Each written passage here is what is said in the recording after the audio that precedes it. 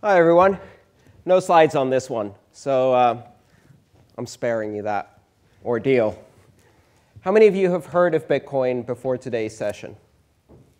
All right, pretty much everybody. Great. We're doing a good PR job. How many of you own or have used Bitcoin?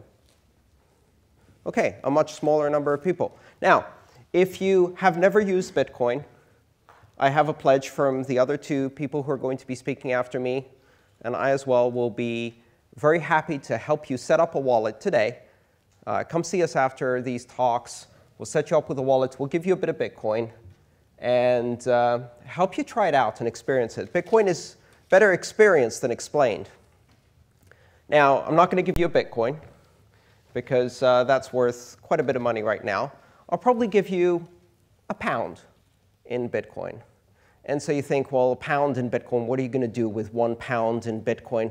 Well, what you can do with 1 pound in Bitcoin is about 50 transactions. And that will just give you a glimpse into the kind of thing that is possible with Bitcoin that is simply impossible with any other kind of system. So what is Bitcoin? I'm not going to try and explain Bitcoin in 15 minutes. I wrote a book that answers the question, what is Bitcoin? It's 300 pages long.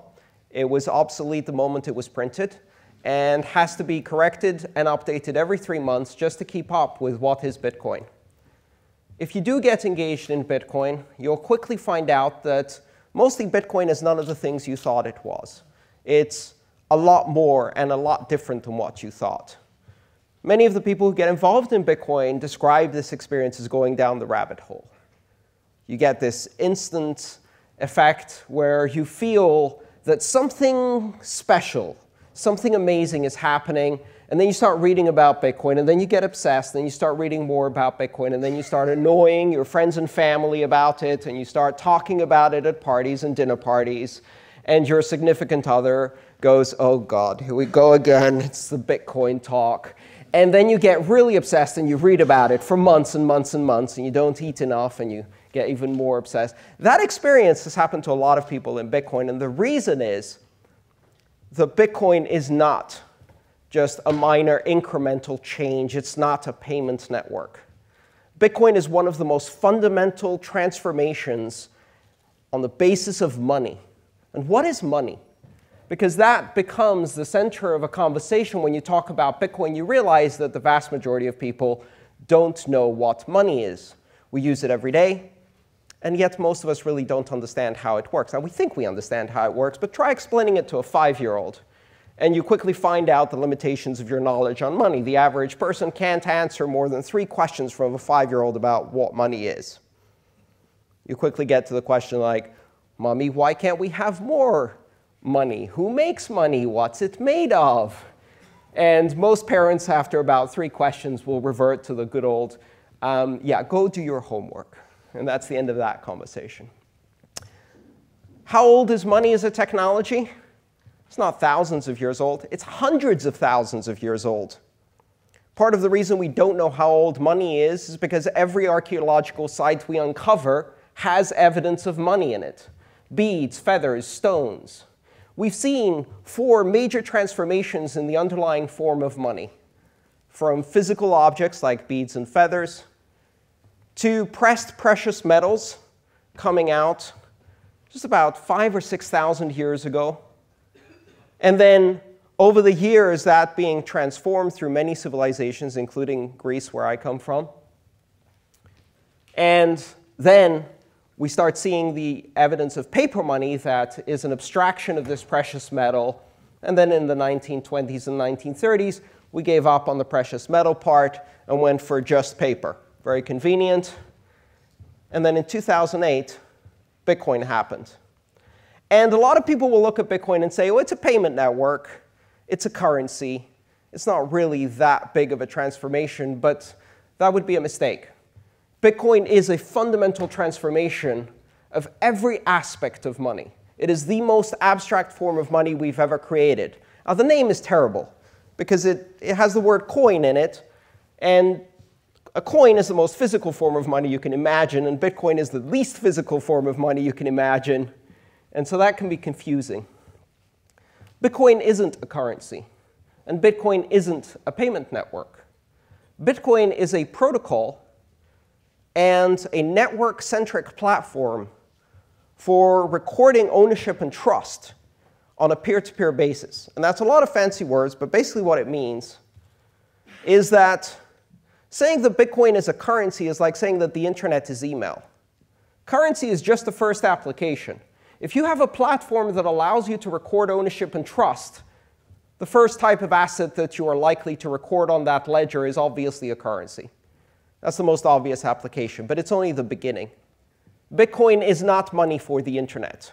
Bitcoin is the internet of money, and currency is just the first app.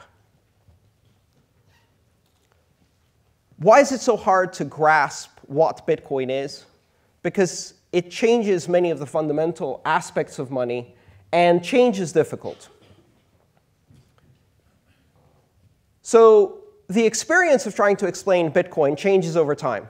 When I first started trying to explain Bitcoin, I was faced with denial. People would tell me, well, Bitcoin isn't real money. I read serious scientists writing entire theses on why Bitcoin isn't real money. And yet, I'd already been living on Bitcoin for 2 years.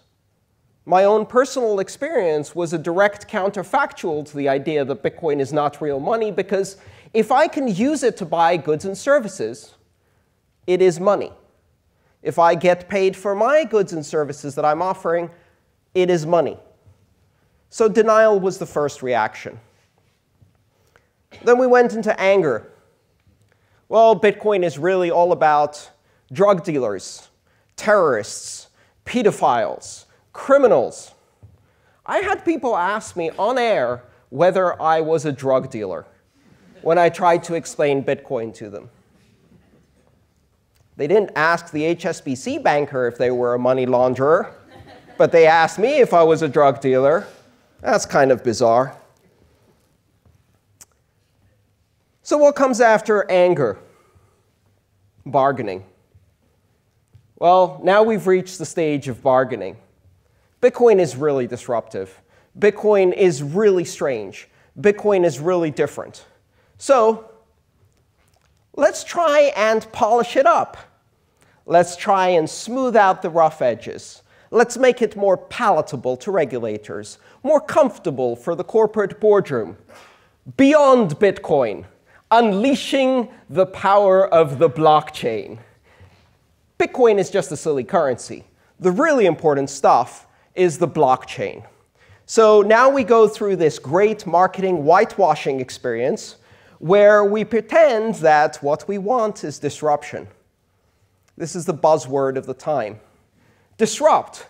We want to disrupt our industry. We want to disrupt our own company from the inside out. We want to change the way banking is done. Really? Great. Let me tell you about Bitcoin. Open, decentralized, permissionless innovation, completely without borders. Identity and KYC? Won't do it, can't do it, that's not a bug, it's a feature. Control? No, can't do it, that's not a bug, that's a feature. You want disruption? Here you go. Radical disruption. Completely decentralized money with no borders. Well, calm down there, Che Guevara. We said disruption, but we didn't mean that kind of disruption. How about we take this massively decentralized, completely open, borderless, network-centric, uncontrolled, without intermediaries, and we add a bit of control. Centralize it a tiny bit. Maybe throw some KYC in there. And then we'll rename it the blockchain. And now we can start investing in this stuff. And if you look at what companies are being invested in Bitcoin, it's the ones that aren't doing blockchain.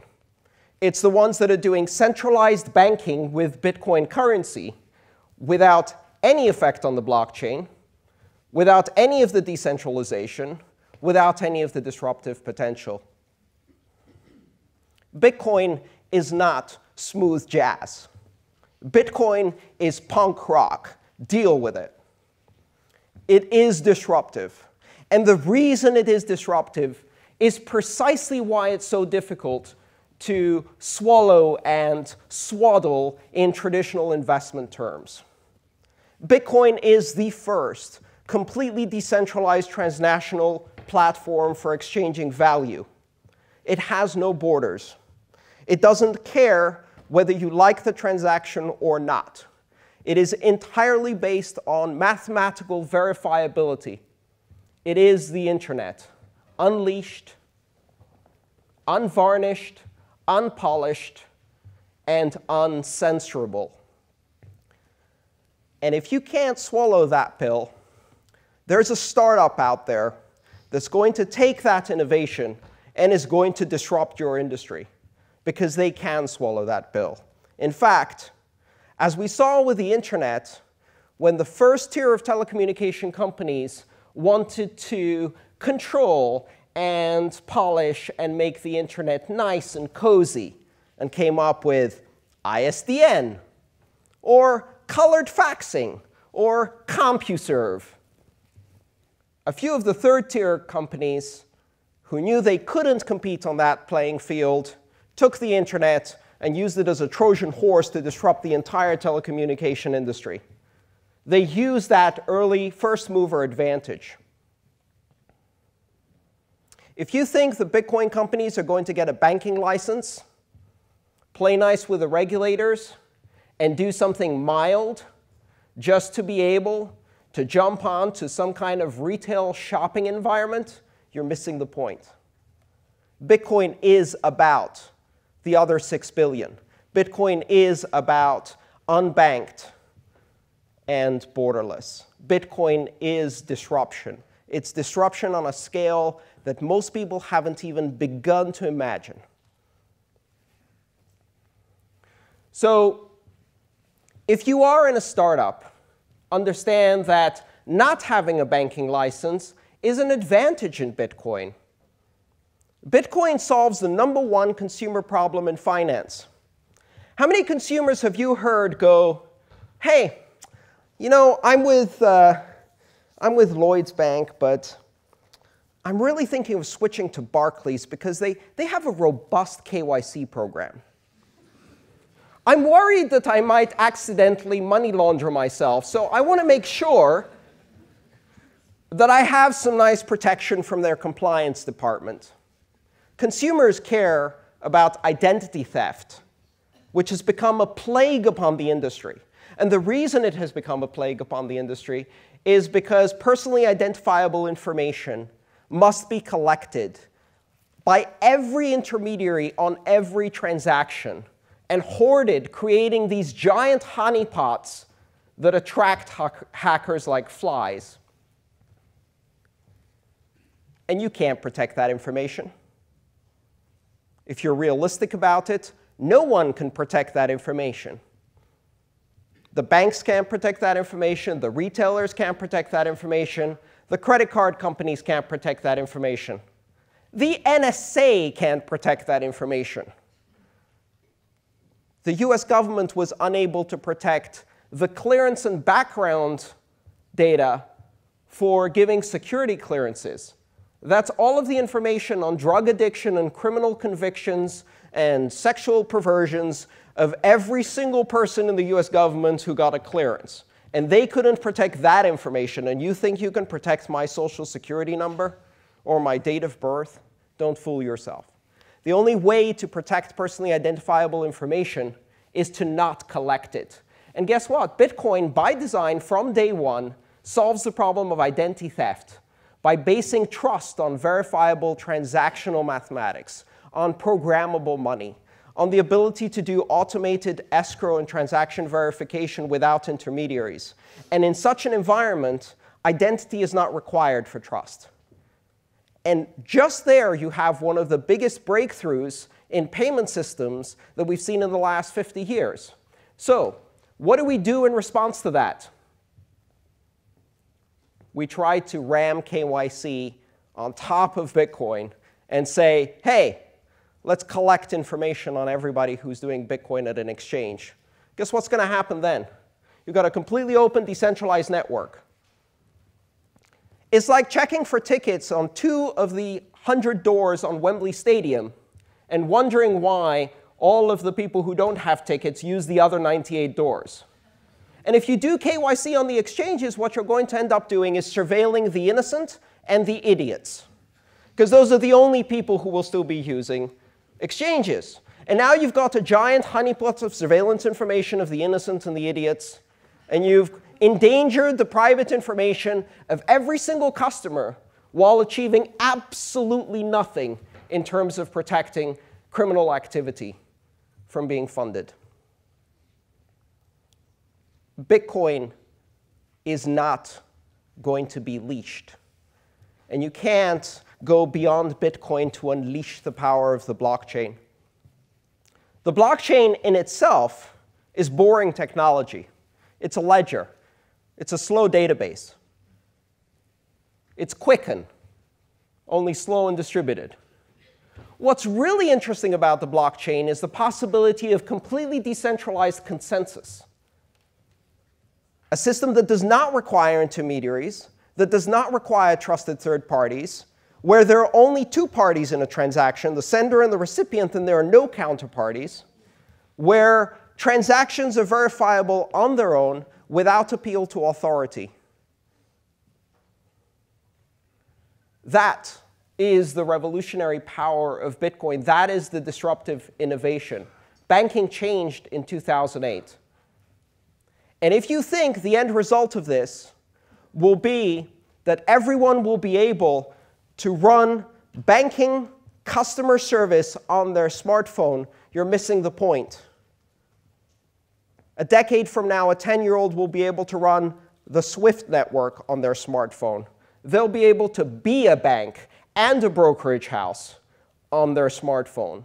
By the time they're allowed at 16 to open a bank account, they've probably spent 5 or 6 years using Bitcoin on a day-to-day basis as their currency. Because in a global connected world, credit cards don't work for minors, and they're going to end up using Bitcoin. In fact, we're already seeing this. So by the time they get to banking, they've got 6 years of experience with Bitcoin. Try explaining to them what 3 to 5 business days for clearing a check means. Try explaining what a check is. Try explaining why they have to pay you £5 to keep their account with you. Try to explain them what an overdraft fee is. While you're at it, you might as well sell them a landline and a fax machine, because they're just as likely to get one of those as they are to open a bank account.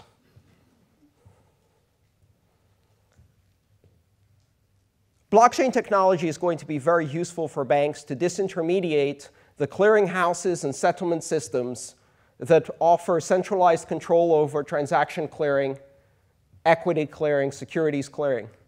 They're going to reduce the cost of doing those things. They're going to change the financial equation for settlement and clearing on a global basis. But that's not revolutionary, and that's not disruptive. Bitcoin offers the possibility of bringing banking to feature phones over SMS. There are more people with feature phones and SMS today in the world than people who have access to clean water. Every single one of these text messaging phones can become a loan origination station, a Bloomberg terminal, a SWIFT terminal, a banking system, and it can serve customers who have other phones connected to it. There are 6 billion people out there who have no access to international credit, international liquidity, international equities, or the ability to move money between currencies, across borders, to do import and export. Those are the restricted capabilities of the privileged few. Bitcoin can deliver banking services not by banking the unbanked, but by debanking all of us. Bitcoin can do that either under the flagship title Bitcoin or under whatever other name we want to plaster on to make it more palatable.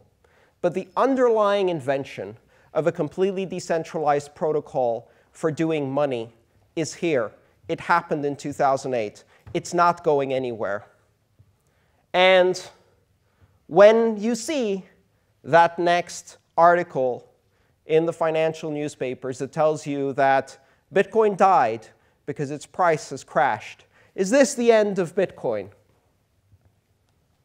Go to bitcoinobituaries.com and add it to the other 150 obituaries that have been written for Bitcoin since 2010.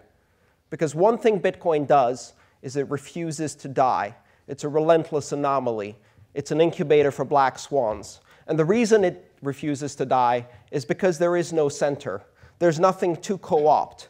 There's nothing to stamp down. There's nothing to shut down or filter or control, because it is completely decentralized. And it takes a while to understand that.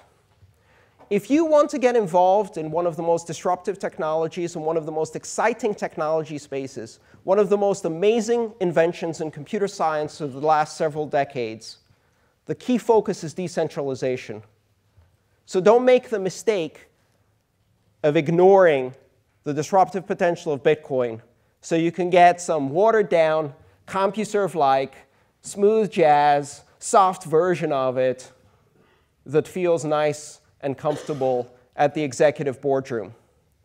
Because when faced with strategic, massive disruption of that scale, there are two places you can be. You can be Blockbuster or you can be Netflix. You can be BlackBerry or you can be Apple or you can be Kodak. And that's why Bitcoin is the important thing, not the blockchain. Thank you.